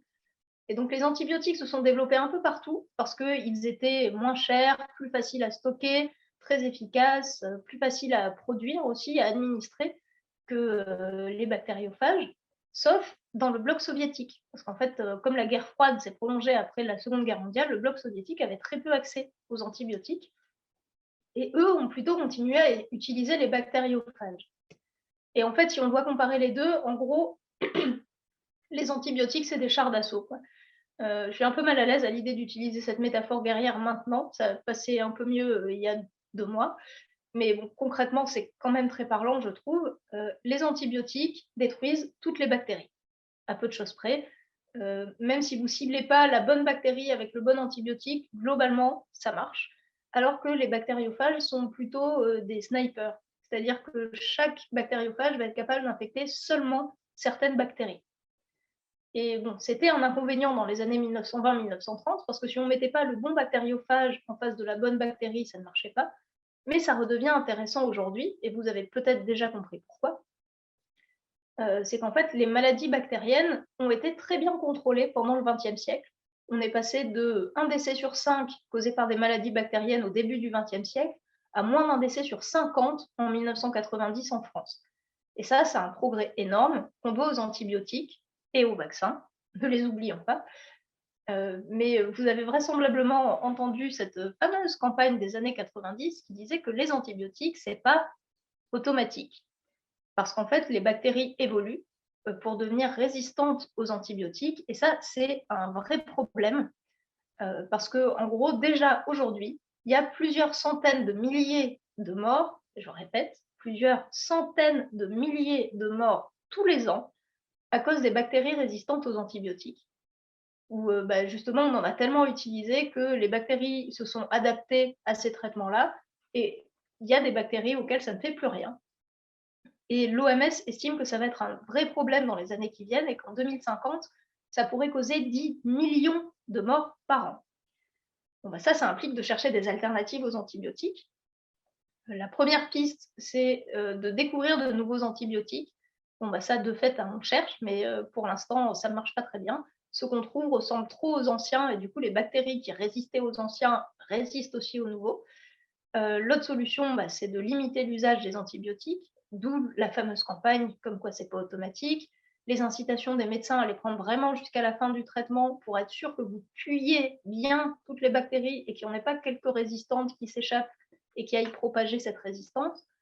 Et l'autre solution, c'est de trouver des vraies alternatives. Et en fait, une des alternatives à ces soins par les bactéries, ce serait justement de revenir à l'utilisation des bactériophages, des virus capables de détruire les bactéries de façon ciblée, c'est-à-dire par exemple en laissant tranquilles les bactéries de notre microbiote intestinal dont on a besoin pour être en bonne santé. Et il y a de plus en plus de recherches qui sont faites là-dessus. Donc on est en train de revenir à une thérapie qui date des années 1920-1930, qu'on appliquait un peu à l'aveugle à l'époque en n'ayant pas très bien compris les virus en question, pour faire aujourd'hui en fait une espèce de médecine antibactérienne prête à sur mesure, plutôt que le prêt-à-porter des antibiotiques où on donnait les mêmes à tout le monde, identifier quelle bactérie rend un patient malade pour lui donner le bon virus pour le soigner. Donc voilà, c'est vraiment des recherches qui sont en cours. En France, ça se fait par exemple aux hospices civils de Lyon. C'est des traitements qui sont donnés en dernier recours parce que on n'a pas du tout rempli les conditions qu'il faut pour que ce soit utilisé comme des médicaments classiques. Parce que justement, c'est du sur-mesure, donc les essais cliniques ne marchent pas très bien. Les essais cliniques ont permis de montrer que ce n'était pas dangereux, ce qui est déjà une information très importante, mais pas de donner des conditions globales d'utilisation. Et en plus de ça, c'est assez particulier parce que ce sont des produits biologiques, donc les standards de production pour les utiliser en traitement sont quand même très élevés. En France, il n'y a que 2 biotech qui peuvent produire des bactériophages utilisables en médecine, une pour la médecine humaine, une pour la médecine vétérinaire. Donc on est très loin de la production à large échelle. Et au-delà de ça, même les règles d'utilisation de nos médicaments reposent entre autres sur le fait que quand on les met dans l'organisme, leur quantité diminue au fil du temps. Un virus, ça ne fait pas du tout ça en fait. Si vous mettez un bactériophage dans l'organisme d'un patient infecté par la bactérie correspondante, le virus va se multiplier tant qu'il y aura des bactéries à détruire. Et ça aussi, ça change beaucoup la façon dont on envisage un traitement. Donc voilà, on n'est pas sur quelque chose qui va être mis en place demain, mais on est sur quelque chose qui est un vrai sujet de recherche et qui est une vraie promesse pour l'avenir, parce que comme je vous le disais, les maladies causées par des bactéries résistantes aux antibiotiques sont déjà un problème de santé publique et ça ne va pas du tout s'arranger dans les décennies qui arrivent. Donc voilà, peut-être qu'on pourra aussi bientôt dire merci aux virus directement parce qu'ils nous serviront de traitement. Et de fait, ça se fait encore un peu à l'aveugle et de façon assez laborieuse pour vraiment bien chercher pour identifier le virus qui va bien pour chaque patient, mais ça se fait déjà dans certains pays, et notamment en Géorgie, parce que là-bas, ils utilisent les bactériophages en fait, depuis les années 1920-1930 sans qu'ils aient été vraiment remplacés par les antibiotiques. Voilà, j'ai réussi à parler jusqu'à la fin, je suis contente. Je vais m'arrêter là. Merci d'avoir écouté. Merci d'être resté parce que du coup, j'étais un peu plus longue que ce que je pensais. Et c'est le moment pour vos questions. Merci beaucoup, Tania. Effectivement, c'était compliqué pour vous. Vous avez brillamment relevé le défi. Dans les dernières questions, je prends celle de Jean-Pierre qui demande, alors vous avez dit beaucoup de choses depuis que la question a été formulée, mais qu'est-ce qu'un gène humain? C'est une vraie question compliquée, en fait. Ce qui serait exact, ce serait plutôt de parler de la version humaine d'un gène, parce que, comme je vous le disais, on est apparenté à plein d'organismes, et en fait, vous allez trouver des équivalents de gènes identiques chez nous, chez des organismes proches comme les grands singes, mais aussi même chez des bactéries, des éponges de mer ou je ne sais quoi. Donc, un gène vraiment humain, ça va plutôt être la version d'un gène qui s'exprime dans nos cellules. Et c'est vrai que je pense qu'il n'y a que pour les gènes de virus qu'on fait cette espèce de distinguo en disant ça s'exprime dans nos placentas, mais c'est clairement d'origine virale, simplement parce que pour les autres gènes, en général, on n'a pas cette notion de savoir d'où ils viennent. Donc globalement, par défaut, les gènes qui s'expriment chez les humains sont des gènes humains. Et on se rend compte que en fait, certains ont d'autres origines, notamment ceux qui viennent des rétrovirus, et du coup, on les range un peu à part. Mais ce n'est pas une notion si évidente à définir que ça. Et du coup, pour rebondir là-dessus, j'ai vu qu'il y avait eu un échange aussi sur la proportion de gènes qui codent pour des protéines, la proportion de gènes qui sont codants, pas codants. Je sais que c'est un peu compliqué, je ne sais pas si c'est facile à réexpliquer. C'est Sarah Hurtado qui disait elle pensait que c'était 1 ou 2% de la séquence du génome humain qui codait pour des protéines, qui avait pour le reste des séquences régulatrices. Et Jean-Pierre qui demandait ce que c'était les 91 autres pourcents, cette grosse partie qui reste. En fait, je ne sais pas si vous avez vu, d'ailleurs, ça date de cette semaine. Pour la première fois, on a séquencé entièrement un génome humain. Il nous manquait toujours quelques pourcentages qu'on n'avait pas eu dans les gros séquençages du début des années 2000. En fait, dans notre génome, effectivement, le chiffre de 1%, alors selon les estimations, vous allez trouver en gros entre 0,8 et 2,5. Ça dépend sans doute de comment c'est calculé. C'est ce qui correspond à des séquences qui codent pour des protéines. Vraiment, ça, c'est la définition d'un gène, c'est ça. C'est une séquence qui code pour une protéine. Définition simplifiée, parce qu'on pourrait parler de la définition du gène pendant 1 heure, comme on a fait pour celle des virus. Au-delà de ça, il y a effectivement pas mal de séquences régulatrices. En gros, des interrupteurs qui vont dire les gènes d'à côté s'allument, par exemple, ou les gènes d'à côté s'éteignent, qui vont être sensibles à différents types de régulation. Et dans notre génome, il y a aussi, alors j'ai plus le chiffre exact en tête, mais en gros une quarantaine de pourcents, peut-être même 45%, qui sont des séquences répétées. Et c'est justement ces séquences-là qui avaient posé problème dans les années 2000 pour faire un séquençage complet du génome humain, parce que justement, quand il y a des trucs qui se répètent et qui se ressemblent partout, c'est difficile de savoir à quoi ressemble vraiment la séquence à la base. Et ça, c'est un truc un peu compliqué.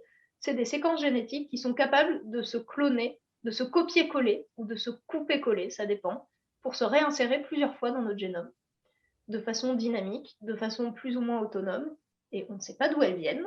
On ne sait pas à quoi ça sert, ni même si ça sert vraiment à quelque chose. Il y en a qui ont des conséquences, il y en a qui sont bien étudiées parce que justement, elles viennent avec leurs propres interrupteurs et elles permettent d'allumer certains gènes qui sont importants. Mais c'est une espèce de forme de parasite génétique, potentiellement utile, potentiellement inutile, vraisemblablement pas dangereux parce que ça correspond à la grande partie de notre génome. Et c'est une question de recherche de savoir le lien entre ces éléments génétiques mobiles et les virus, parce que finalement, les virus aussi, ce sont des parasites d'une autre nature, d'une autre façon. Mais voilà, il y a une bonne partie de notre génome qui est composé de séquences répétées et un peu mystérieux. C'est vraiment un champ de recherche très particulier. Et du coup, si on prend ces 45%-là, nos 2% de gènes et nos 8% de virus, on a 55%. On rajoute les séquences régulatrices, je ne sais pas quel pourcentage ça correspond, mais il reste dans nos génomes humains à plusieurs dizaines de pourcents de choses dont on ne sait pas à quoi elles servent. À une époque, tout ça s'appelait le junk DNA, l'ADN poubelle, parce que un peu pompeusement, on pensait que si ce n'était pas des gènes, ça servait à rien. On se rend compte que si, ça sert, mais juste on n'a pas encore compris à quoi. Donc là aussi, il y a beaucoup de choses qui nous restent à découvrir. Alors, une question d'Asus qui demande qu'est-ce qui fait la spécificité des coronavirus? Et puisqu'on parle de coronavirus, on prend en même temps la réaction et la question de Marie-Thérèse Charrère. J'ai entendu que les coronavirus des chauves-souris ne peuvent pas passer directement aux humains. Il leur faut passer par un animal intermédiaire. Est-ce exact? Si oui, l'a-t-on trouvé pour le SARS-CoV-2, puisqu'il s'est avéré que ce n'est pas le pangolin? En fait, c'est difficile de dire quelle est la spécificité d'une famille de virus, parce que comme je vous disais, elles sont tellement différentes les unes des autres que en fait, la meilleure définition d'un coronavirus, c'est que c'est un coronavirus. Concrètement, ils tirent leur nom de leur structure, la fameuse couronne que forment les protéines à leur surface. Mais au-delà de ça, c'est surtout que leurs gènes sont spécifiques, les mêmes, en tout cas, se ressemblent suffisamment entre les différents types de virus pour qu'on considère qu'ils font partie de la même famille.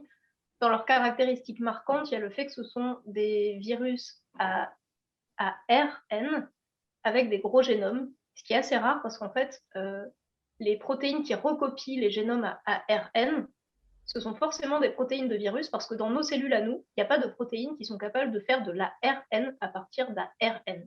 C'est un truc que nos cellules ne savent pas faire. Donc les virus qui ont des génomes sous cette forme-là sont obligés de recopier leur génome eux-mêmes. Et en général, leurs protéines sont moins bonnes que les nôtres pour corriger leurs erreurs. Ce qui fait que leurs génomes sont obligés de rester petits parce que s'ils étaient gros, il y aurait tellement d'erreurs à chaque fois qu'on les recopie que ça ne marcherait pas. Et les coronavirus sont une exception à ça. C'est peut-être en termes de biologie moléculaire, leur caractéristique principale, c'est qu'ils sont capables de corriger leurs erreurs. Et du coup, ils ont des génomes qui sont très gros pour des virus à ARN. Ça, c'est une autre de leurs caractéristiques assez frappante. Donc voilà, mais sinon, la meilleure définition des coronavirus, c'est que ce sont des coronavirus, ce qui n'est pas très satisfaisant, mais malheureusement, c'est un peu comme ça. Et je ne suis pas du tout spécialiste de ces virus-là, moi. J'avais travaillé sur le VIH quand je faisais de la recherche. Donc, je ne sais pas s'il y a des exceptions de coronavirus qui sont passés directement des chauves-souris aux humains.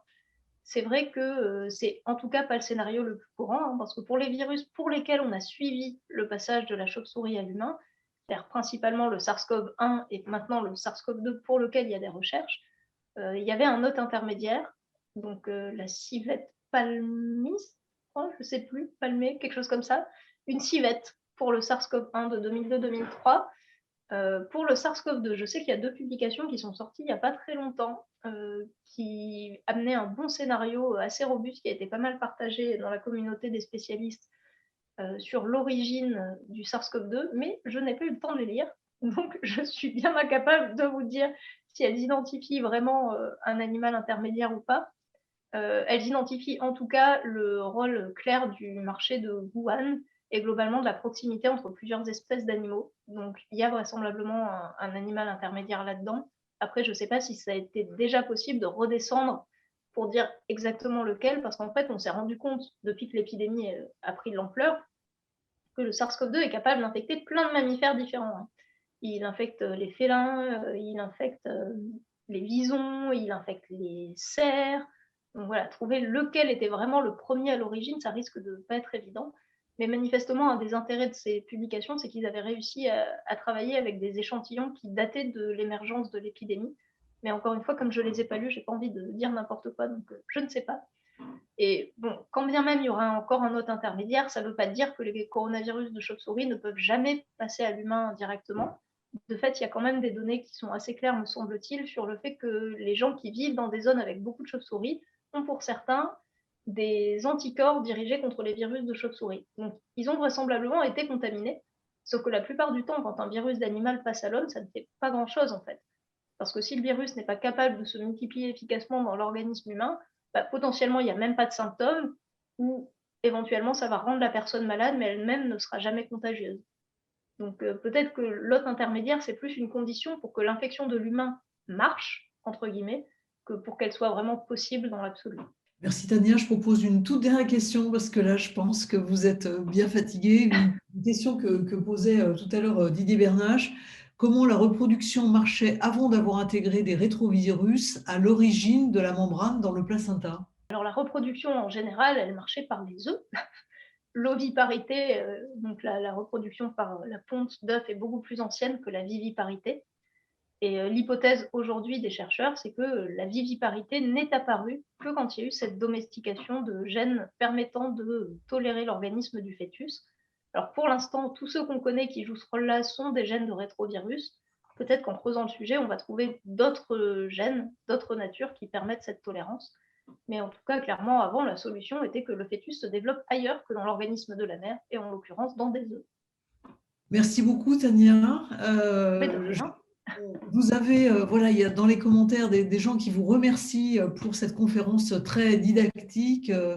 J'ai vu aussi que Jean-Pierre Bigot vous félicitait d'avoir parlé brillamment des virus. J'imagine, écrit-il, que votre bouquin est du même tonneau. On va peut-être à Aurel redire les références d'ailleurs du livre.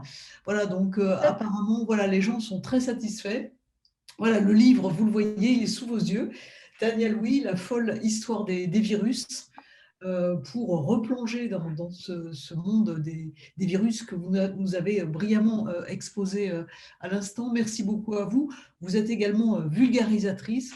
Vous intervenez aussi sur la mise en place de dispositifs de médiation des sciences. Donc, un grand merci à vous et comme le dit Ludovic, et bon courage pour lutter contre le Covid. Merci. J'espère que j'aurai au moins réussi à vous réconcilier avec les autres virus et à vous dégoûter de celui-là. Il est très désagréable. Merci beaucoup, Tania. De rien. Bonne soirée. Merci beaucoup. Bonne soirée à tout le monde.